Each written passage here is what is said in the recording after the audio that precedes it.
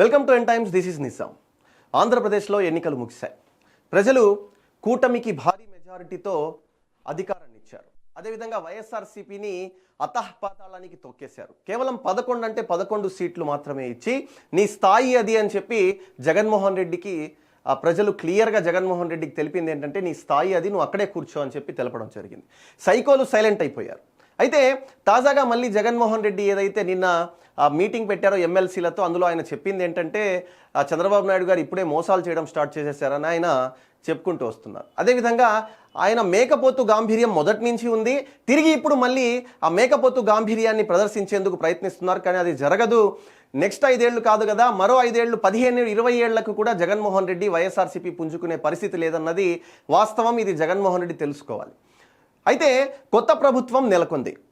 చంద్రబాబు నాయుడు గారు ప్రమాణ స్వీకారం చేసేశారు. అదేవిధంగా మంత్రులందరూ కూడా ప్రమాణ స్వీకారం చేశారు. నిన్న 5 ఫైళ్లపై ఏదైతే చంద్రబాబు నాయుడు గారు 5 ఫైళ్లపై సంతకాలు చేశారో, మొదటిది మెగా డిఎస్సి, రెండవది ల్యాండ్ టైటిలింగ్ రద్దు, మూడవది పెన్షన్ల పథకం గురించి, అదేవిధంగా మిగతా 2 కూడా ఏదైతే చంద్రబాబు నాయుడు గారు మాట ప్రకారం ఏవైతే 5 సంతకాలు చేస్తామన్నారో అవి చేసేసారు. అయితే ఇక్కడి నుంచి విష ప్రచారం ఏదైతే వైసీపీ ఉందో అది స్టార్ట్ అయింది.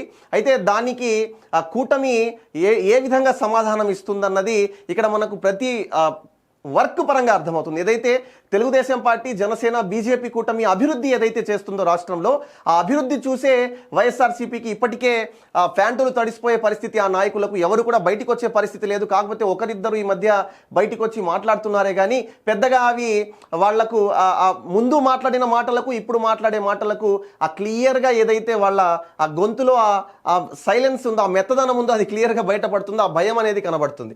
ముఖ్యంగా మనం ఆంధ్రప్రదేశ్ గురించి మాట్లాడుకుంటే తెదేపా ఏపీ అధ్యక్షుడిగా పల్లా శ్రీనివాసరావు.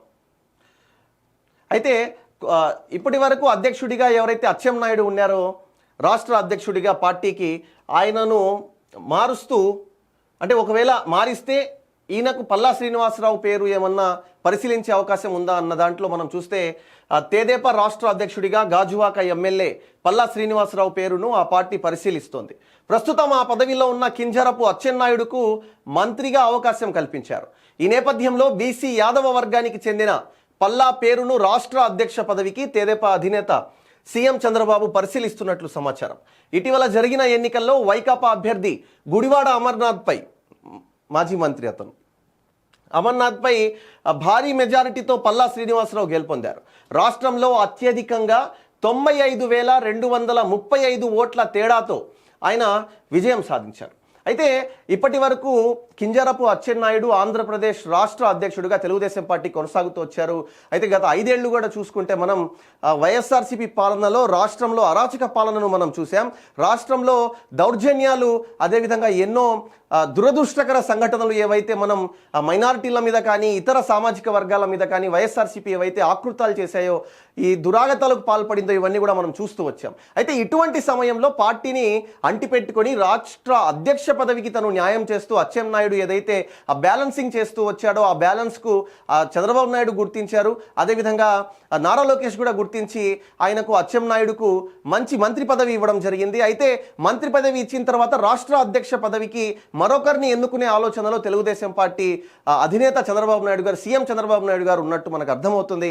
కాబట్టి గాజువాక ఎమ్మెల్యేగా ఎవరైతే ఉన్నారో పల్లా శ్రీనివాసరావు, ఆయన పేరును పరిశీలిస్తున్నట్టు కూడా మనకు అర్థమవుతుంది. అయితే ఈయన బీసీ యాదవ సంఘానికి చెందిన వ్యక్తి, యాదవ కులానికి చెందిన వ్యక్తి కాబట్టి త్వరలో ఈయన పేరు ఖరారయ్యే అవకాశం ఉన్నట్లు కూడా ఈ వార్త చూస్తే మనకు అర్థమవుతుంది.